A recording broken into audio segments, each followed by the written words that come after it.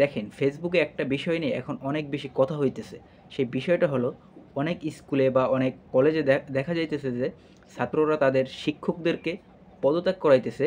তাদের শিক্ষকদেরকে তারা কলেজ থেকে বা স্কুল থেকে বের করে দিতেছে।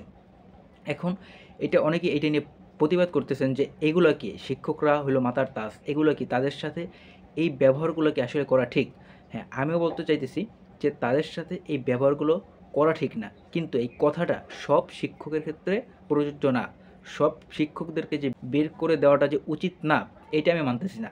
আপনাদেরকে পয়েন্ট বাই পয়েন্ট একটা কথা বলি। দেখেন, অনেক শিক্ষক আছে যারা স্কুলে এই যে আওয়ামী লীগ সরকার যখন ছিল তখন অনেক খারাপ কাজ করছে। অনেক হয়তো মেয়েদেরকে অশ্লীল থেকে মেয়েদের সাথে খারাপ ব্যবহার থেকে মেয়েদের সাথে যৌন পীড়ন যেটাকে বলে, এটা থেকে শুরু করে অনেক কাজ করছে। কিন্তু তাদের দল ক্ষমতায় থাকার কারণে বা তাদের ওই আওয়ামী লীগ সরকার ক্ষমতায় থাকার কারণে তাদেরকে কোনো ছাত্র বা কোনো কেউ কিছু বলতে পারে নাই। তারা খারাপ কাজটা করতেছিল, ওইটা সকল ছাত্রদেরকে মেনে নিতে হয়েছিল। আরেকটা বিষয় হলো যে এই যে ছাত্র আন্দোলনটা গেল, এর ভিতরে অনেক শিক্ষক আছে যারা এই ছাত্র আন্দোলনে আওয়ামী লীগের পক্ষে কাজ করছে, তারা ছাত্রদের পক্ষে কাজ করে নাই। এরকমের অনেক শিক্ষক আছে।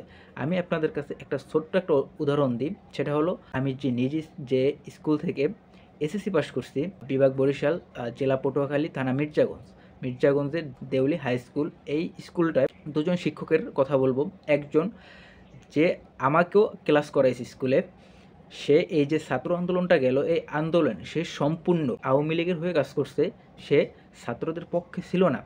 সে সম্পূর্ণ আওয়ামী লীগের হয়ে কাজ করছে। সে ছাত্রদের পক্ষে ছিল না। আওয়ামী লীগের পক্ষে পোস্ট মানে যা কিছু আছে আমরা তো দেখছি যে কত ছাত্রছাত্রী মানে হত্যা করেছে, এটা আমরা তো জানি। কিন্তু তার ভিতরেও সেই শিক্ষক ছাত্রদের পক্ষে ছিল না, তাই সে ছিল ওই হত্যাকারীর পক্ষে। তাইলে এখন যদি দেশটা স্বাধীন হওয়ার পর ওই শিক্ষককে কি আপনি আপনার স্কুলে বা কলেজে রাখতে চাইবেন? কখনোই না। আর ওই স্কুলের আরও একজন স্যারের কথা বলি, যে ওই স্কুলের হেডমাস্টার, তিনি এই আওয়ামী লীগ সরকার যখন ক্ষমতায় ছিল তখন অনেক মেয়েদের তিনি যৌন হয়রানি করছে।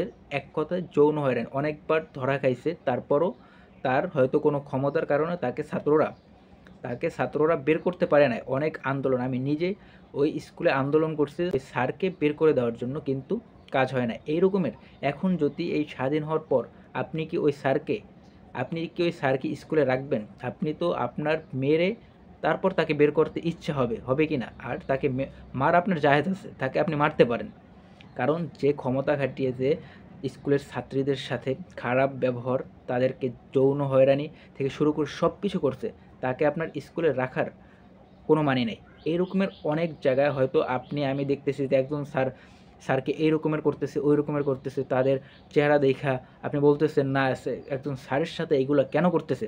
কিন্তু আপনি যদি মেইন ঘটনাটা জানেন, আপনারও ইচ্ছে করবে ওই স্যারের মুখে লাথি মেরে বের করে দিতে। এরকমের দেশে অনেক শিক্ষক আছে। কিন্তু আপনারা জাস্ট ফেসবুকে একটা ফটো দেখতেছেন যে এই স্যারের সাথে এইগুলো করা হয়েছে, এই স্যারকে মারা হয়েছে। আপনারা দেখতেছেন একটা ভিডিও দেখতেছেন স্যারকে কীভাবে বের করে দেওয়া হইতেছে। এইগুলো দেখে আপনারা পোস্ট করতেছেন, আপনারা ইমোশনাল হয়ে যাইতেছেন। আসলে এইগুলা আপনাদের ইমোশনাল পোস্ট দিতেছেন, তাদের পক্ষ নিয়ে পোস্ট দিতেছেন। কিন্তু আপনি একটাবার চিন্তা করেন, এই আন্দোলনে যখন ওই আওয়ামী লীগের পক্ষে দাঁড়াইছিল, হত্যাকারীদের পক্ষে দাঁড়াইছিল, তখন এই ছাত্রদের মনে কী বলছিল যে ওই স্যার তো আমাদেরকে ক্লাস করায়, স্যার আমাদের পিতার মতো, কিন্তু আমাদেরকে হত্যা করতেছে আর স্যার আমাদের বিপক্ষে যাইতেছে। এই কথাটা আপনি চিন্তা করেন। এই কথাটা আপনি যদি চিন্তা কইরা আপনি দেখেন যে ওই স্যারগুলাকে ওইভাবে বের করা ঠিক কি ঠিক না, এটা আপনি আমাকে কমেন্টে জানান যে ওই স্যারগুলোকে বের করা ঠিক কি ঠিক না।